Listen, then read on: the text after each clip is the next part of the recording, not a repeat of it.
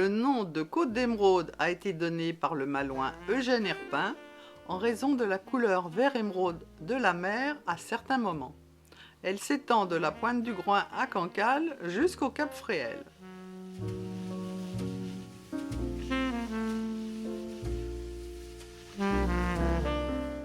Cancale est réputée pour ses huîtres plates sauvages. Elles sont issues de bancs naturels existant en eau profonde et plus récemment, vers 1950, pour ses huîtres creuses d'élevage.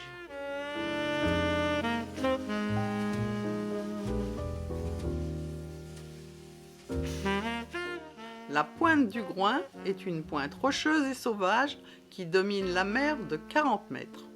Le panorama s'étend du cap Fréhel à Granville, en passant par la baie du Mont-Saint-Michel, au large, les îles Chausey.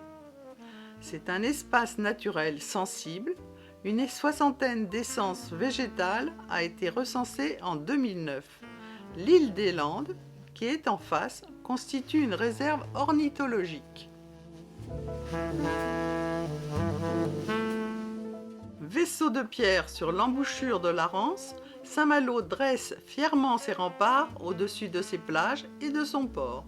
Semper Fidelis est sa devise. Dinard, de l'autre côté de la Rance, est une station balnéaire réputée particulièrement des Britanniques pour ses villas Belle Époque. Ancien village de pêcheurs et encore profondément marqué par son passé maritime, Saint-Lunaire présente tous les charmes de la station balnéaire familiale. C'est aussi le lieu de villégiature de nombreuses personnalités.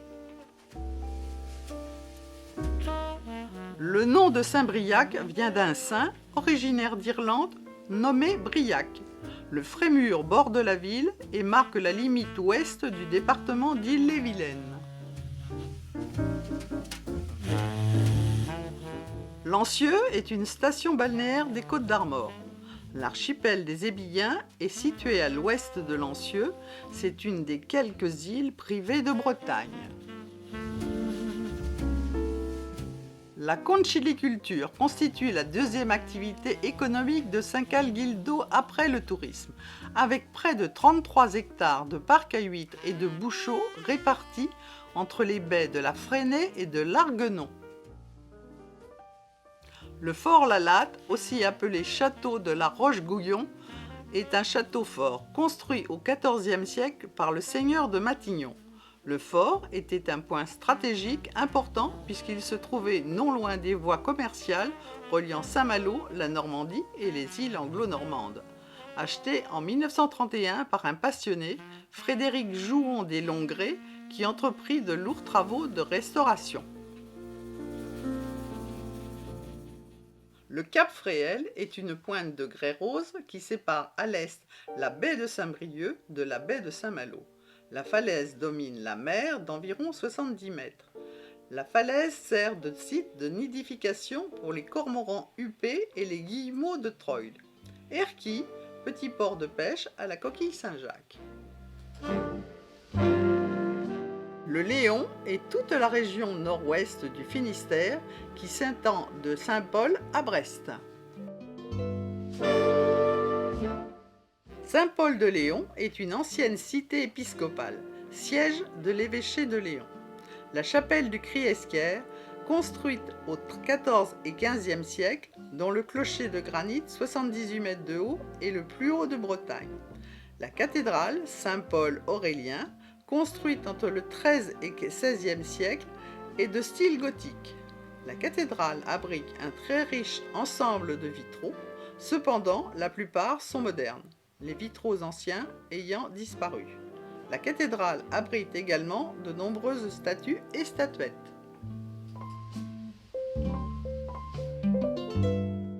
Région côtière du Léon, la côte des légendes se divise en pays Pagan et côte des Abers. Le pays Pagan s'étend de l'anse de Goulvan à Plouguerneau. Son nom vient du latin paganus signifiant païen. Il est connu pour son littoral déchiqueté et ses écueils rocheux, à l'origine de nombreux naufrages et de la mauvaise réputation de ses habitants. Mais ce qui fait de ce territoire un endroit unique, ce sont ces énormes blocs de granit tout rond, adouci par le vent et les siècles qui parsèment les paysages, comme si la côte des légendes avait été habitée jadis par une famille de géants qui auraient fait un grand concours de lancer de rochers un soir de fête.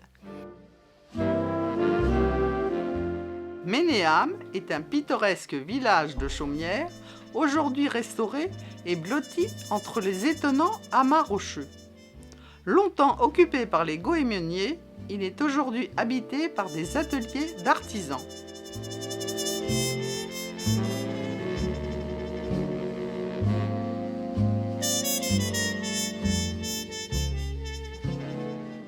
Un poste de garde a été installé sur le littoral, encastré sur une butte au milieu des rochers.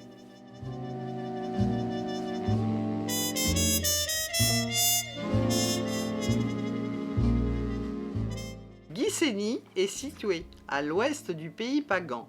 Pendant de nombreuses années, ces grandes plages furent utilisées pour récolter le goémon. Aujourd'hui, malheureusement, celui-ci est remplacé par des algues vertes.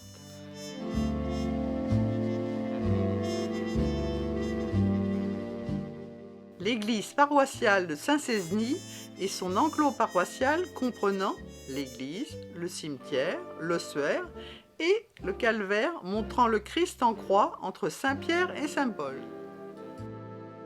Les abers sont des rillas ou estuaires qui entaillent la côte. Le spectacle à marée haute est remarquable. La marée remonte loin vers l'amont alors qu'à marée basse, l'abers demeure presque à sec. Le plus long, l'Aberrac, et à une longueur de 32 km.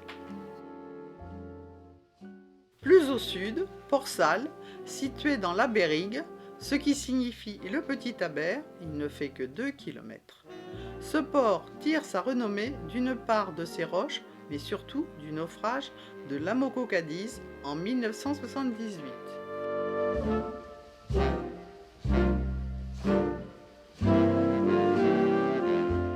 Saint-Renan est situé dans le haut de la vallée de l'Aber-Ildu, au nord-ouest de Brest. Au XVe et XVIe siècle, Saint-Renan devint le siège de la justice royale du Bas-Léon. On peut encore admirer d'anciennes maisons à pans de bois. L'église Notre-Dame de Liesse date de 1771. Elle possède de nombreux vitraux et statues.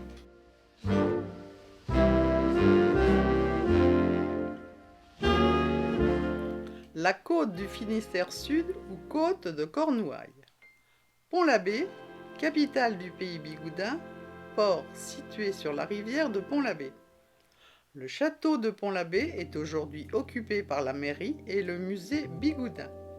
Celui-ci retrace toute l'histoire de la coiffe et du costume bigoudin. On y trouve également toute une collection de mobilier ciselé.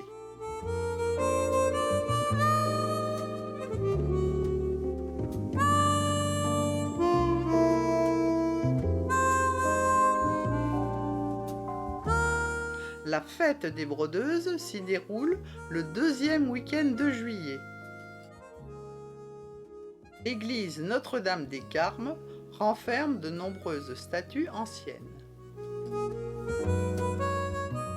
Le manoir de Kérazan, construit au XVIe siècle, est aujourd'hui la propriété de l'Institut de France. Il offre une photographie de l'art de vivre breton au XIXe siècle. De nombreuses expositions temporaires sont proposées. On peut également flâner dans les communs, le parc, le potager et le vivier.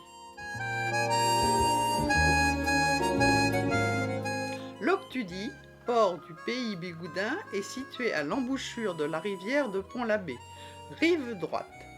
C'est encore aujourd'hui un important port de pêche, spécialisé dans la langoustine, et depuis quelques années un port de plaisance.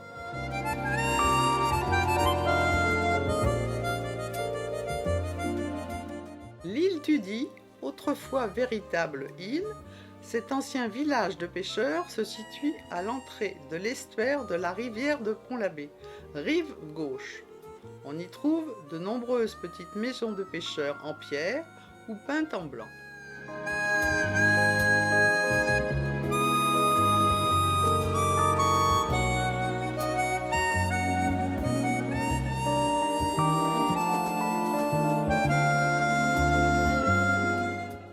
Sainte-Marine est un village et un port de la commune de Combrit, situé sur la rive droite de l'embouchure de l'Odet.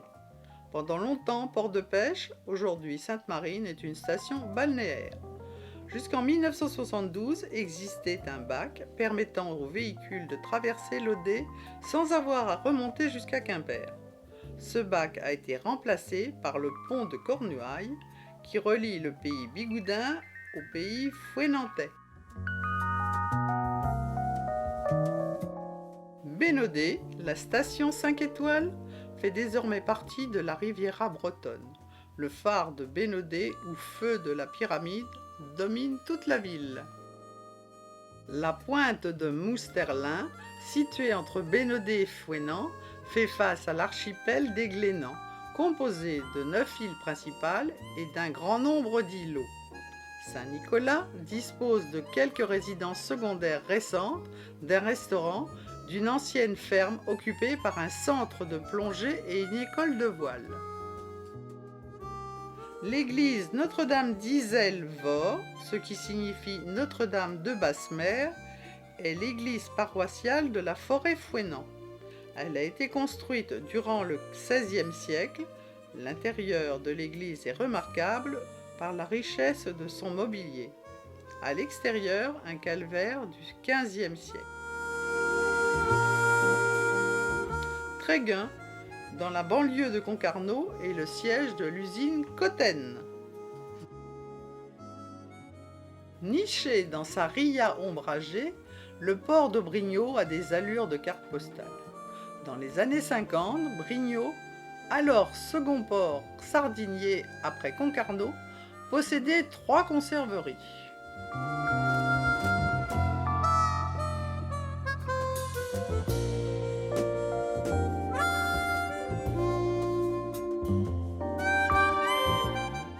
La pointe de Ben-Lan, habillée, est une presqu'île rocheuse qui constitue la limite nord de l'estuaire de la Vilaine. Le port eut autrefois une intense activité de pêche et dans le transport du sel. Il y avait en effet de nombreux marais salants.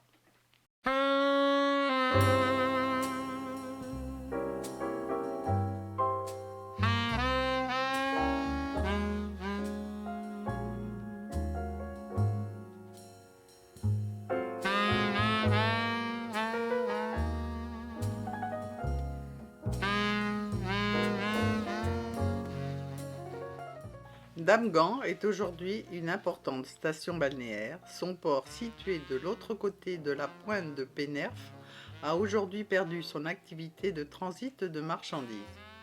Mais il existe une importante activité ostréicole dans la rivière de Pénerf. L'huître locale est appelée la pénerfine.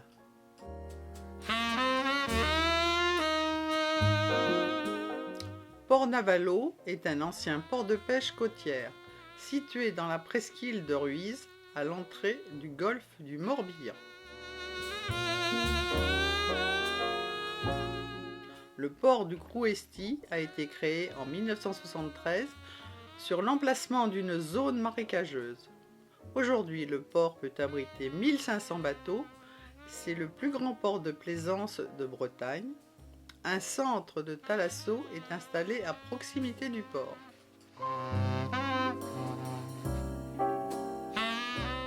Le golfe du Morbihan, petite mer en breton, est une mer intérieure parsemée de nombreuses îles et îlots qui couvrent une centaine de kilomètres carrés. Vannes est la préfecture du département du Morbihan. La ville est bâtie au fond du golfe du Morbihan. La vieille ville est enfermée dans des remparts, groupés autour de la cathédrale Saint-Pierre. Elle offre des commerces installés dans des demeures à pans de bois, dites aussi à colombage. Vannes est classée ville d'art et d'histoire. La presqu'île de Conlo est une ancienne île du Golfe, reliée à la terre ferme par une route digue depuis 1879. Elle a donné son nom à un quartier de la ville de Vannes. La commune d'Aradon, limitrophe de Vannes, se trouve en face de l'île aux Moines et de l'île d'Ars, avec lequel Elle assure les liaisons maritimes. Le Bonneau est situé au confluent des rias d'Auray et du Bonneau, au fond du golfe. Elle a connu autrefois une activité maritime importante. C'est un lieu incontournable de la Semaine du Golfe.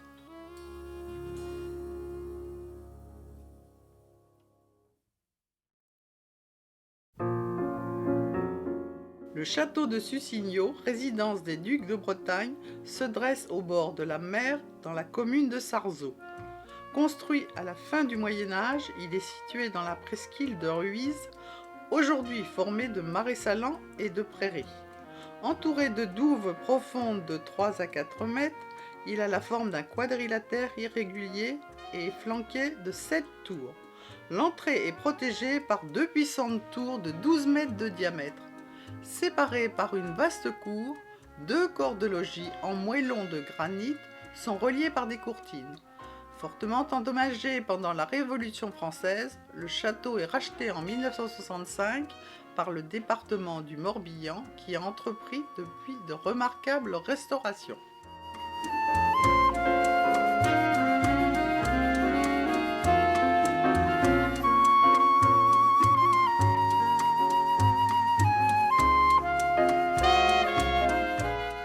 La Côte d'Amour désigne le secteur du littoral de la Loire-Atlantique, situé entre Pen-Bay, commune de Mesquer, et l'embouchure de la Loire. Station balnéaire, comme le Pouliguen ou la Baule.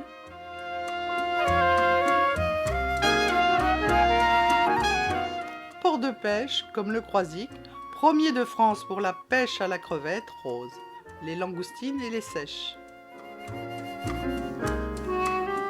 La Turballe, premier port de la façade atlantique pour l'anchois et la sardine, la sole et le merlu. Piriac-sur-Mer, dont le port est occupé aujourd'hui essentiellement par la plaisance. Guérande est une commune de Loire-Atlantique située au sommet d'un coteau qui domine un territoire entouré d'eau salée ou douce, les marais salants qui ont fait sa richesse. Guérande a conservé ses remparts dans leur intégralité. Ils se développent sur 1434 mètres et sont classés au titre des monuments historiques depuis 1877.